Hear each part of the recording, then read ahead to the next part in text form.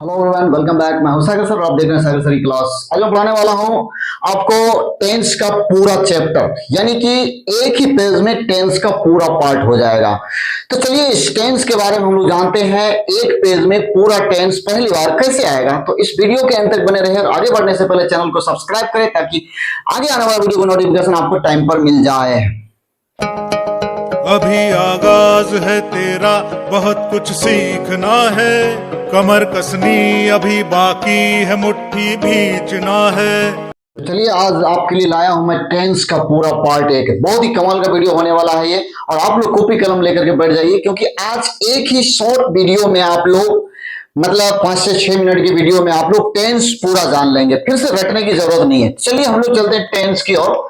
तो टेंस के पार्ट इस तरफ से लिखा हुआ देख रहे हैं आप लोग, और ये इनकी पहचान। फिर हेल्पिंग वर्ब, कौन सा टेंस के साथ कौन सा हेल्पिंग वर्ब लगता है ये हो गया। फिर वर्ब फॉर्म्स है, और ये एग्जांपल एक एक मैं बताया हूं।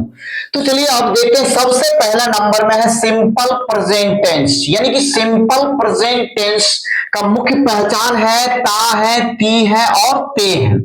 फिर उसमें यूज होने वाला हेल्पिंग वर्ब हो गया डू, डज। उसके बाद वर्ब फॉर्म की बात करेंगे तो V1 और V5 दोनों लगता है। तो V5 कहां लगाना है, V1 कहां लगाना है, इसके लिए देखिए थोड़ा सा समझना है। यहां पर जहां आपको थर्ड पर्सन का सिंगुलर नंबर ही से इट राम आता है, तो उस जगह पर वर्ब का पांचवा रूप लगाना है, और बाकी इधर सबके साथ V1 लगाएंगे। एक एग्जांपल लिख दिया हूं मैं, आई रीड, यानी मैं पढ़ता हूं। उसके बाद दूसरा नंबर में जो आ गया आपको present continuous tense. Present continuous tense का पहचान है रहा है, रही है और रहे हैं। इसमें यूज होने वाला हेल्पिंग वर्ब है इज, एम, आर। उसके बाद इज एम आर के बाद वर्ब का चौथा रूप रखना है इसमें V4, और एक एग्जांपल हो गया आई एम रीडिंग, मैं पढ़ रहा हूं। तो चलिए आपको इसमें इज एम आर का यूज करने के लिए जो आ गया, तो ये आपको बेसिक में जानकारी होगा कि इज एम आर का प्रयोग कहां कहां करना है, ये आपके लिए मैं छोड़ दिया हूं। फिलहाल मैं आगे बढ़ता हूं। Present perfect tense. Present perfect tense का मुख्य पहचान हो गया चुका है, चुकी है और चुके हैं। इसमें यूज होने वाला जो हेल्पिंग वर्ब है वो है आई हैव ऑब्लिक हैज। दो चीज लगा हुआ, हैव और हैज दोनों लगता है। तो अब हैव हैज कहां लगाना है, तो हैज के लिए याद रखना है हैज थर्ड पर्सन के singular number he, she, it, Ram के साथ हैज लगाना है, और उसको छोड़ करके सबके साथ हैव रखना है। फिर इसमें क्या है, वर्ब का तीसरा रूप लगाना है। जैसे आई हैव रीड, रीड का मतलब V3 लगा हुआ, आई हैव रीड। यहां पर V1 है और यहां V3 है। चूंकि रीड एक ऐसा वर्ब है कि जिसमें आपको V1, V2, V3 सेम लगेगा, थोड़ा प्रोनाउंसिंग में प्रॉब्लम होता है, रीड, रैट, रीड ऐसे पढ़ा जाता है। तो चलिए यहां पर वर्ब का तीसरा रूप हो गया ये है आपका V1, और ये पर V4 आ गया। उसके बाद चलते हैं आपको प्रेजेंट परफेक्ट कॉन्टिन्यूअस टेंस की ओर। प्रेजेंट परफेक्ट कॉन्टिन्यूअस टेंस का मुख्य पहचान हो गया ता रहा है, ती रही है और ते रहे हैं। इसमें यूज होने वाला हेल्पिंग वर्ब देखिए हैव है के साथ बीन को ऐड कर देना है। बीन के बाद आप लगाएंगे V4, वर्ब का चौथा रूप जो आप प्रेजेंट पर कॉन्टिन्यूअस में लगाए थे वही यहां पर V4 लगाना। जैसे आई हैव बीन रीडिंग, मैं पढ़ता रहा हूं। इसके बाद आते हैं सिंपल पास्ट टेंस की ओर। तो सिंपल पास्ट टेंस क्या है, इसमें सिंपल पास्ट टेंस का पहचान क्या है, ता था, ती थी, ते थे के साथ उच्चारण इसमें किया जाता है, और इसमें यूज होने वाला हेल्पिंग वर्ब है डिड। उसके बाद आपको वर्ब फॉर्म में हमेशा V2 लगेगा। V2 एफर्मेटिव सेंटेंस में लगेगा। उसके बाद जब सेंटेंस निगेटिव हो जाएगा तो इसमें डिड नॉट का प्रयोग किया जाता है, तो वर्ब का पहला रूप बन जाता है वो। जैसे एग्जांपल हो गया यू प्लेड, आप लोग खेले हैं, या सॉरी आप लोग खेले थे, या आप लोग खेलते थे, ऐसे बोल सकते हैं। उसके बाद आ जाते हैं पास्ट कॉन्टिन्यूअस टेंस में। पास्ट कॉन्टिन्यूअस टेंस का पहचान है रहा था, रही थी और रहे थे। जिस हिंदी वाक्य मुख्य क्रिया के अंत में रहा था, रही थी और रहे थे रहेगा, तो वो बन जाएगा आपका पास्ट कॉन्टिन्यूअस टेंस। ये रहा पास्ट कॉन्टिन्यूअस का पहचान। इसमें यूज होने वाला हेल्पिंग वर्ब जो है वॉज ऑब्लिक वर्ब, यानी कि दो चीज लगेगा, वॉज वर्ब लगेगा। अब देखिए वॉज का प्रयोग कहां करना, वॉज का प्रयोग फर्स्ट पर्सन सिंगुलर नंबर आई के साथ वॉज लगाएंगे आप। उसके बाद थर्ड पर्सन सिंगुलर नंबर इसे नाम के वर्ब का चौथा रूप रखना है इसमें। उसके बाद एग्जांपल हो गया यू आर प्लेइंग, आप लोग खेल रहे थे। इसके बाद आ गया पास्ट परफेक्ट टेंस। बड़ा कमाल का टेंस है ये पास्ट परफेक्ट। इसका पहचान है चुका था, चुकी थी और चुके थे। हेल्पिंग वर्ब में यूज होता है हैड। हैड का प्रयोग इसमें करना है आपको। हैड के बाद वर्ब का तीसरा रूप रखना है, फिर उसके बाद आप रखेंगे you had played. You had played, आप लोग खेल चुके थे, इसका हिंदी ये हो गया। चलिए पास्ट परफेक्ट के बाद चलते हैं पास्ट परफेक्ट कॉन्टिन्यूअस टेंस की ओर। पास्ट परफेक्ट कॉन्टिन्यूअस टेंस का पहचान हो गया ता रहा था, ती रही थी और रहे थे।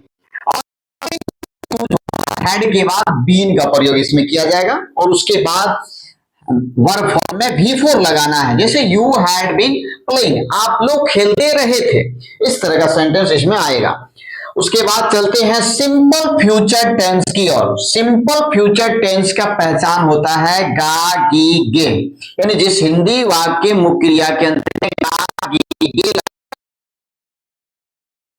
गे simple future tense. Simple future tense में हेल्पिंग वर्ब के रूप में होता है यूज और shall oblique will. Shall will के बाद वर्ब का पहला रूप रखना है, फिर जैसे एग्जांपल हो गया शी विल गो, वह जाएगी।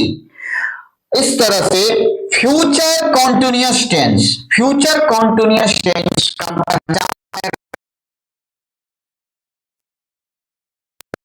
शैल विल के बाद एक चीज रखा गया इसमें बी।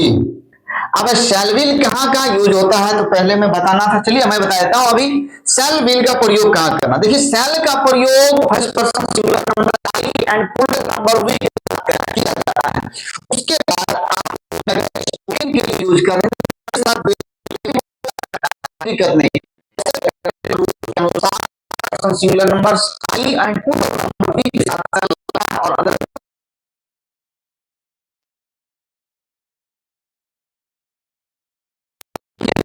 बिफोर रखना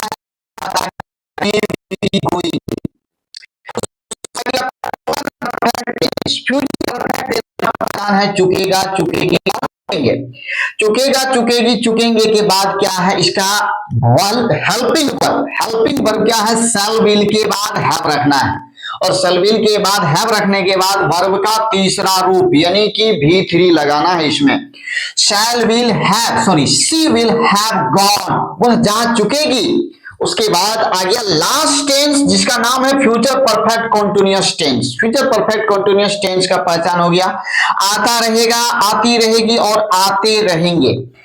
इसके साथ यूज होने वाला हेल्पिंग वर्ब है शैल विल के बाद हैव प्लस बीन, फिर उसके बाद क्या है वर्ब का चौथा रूप V4 और से एग्जांपल हो गया she will have been going.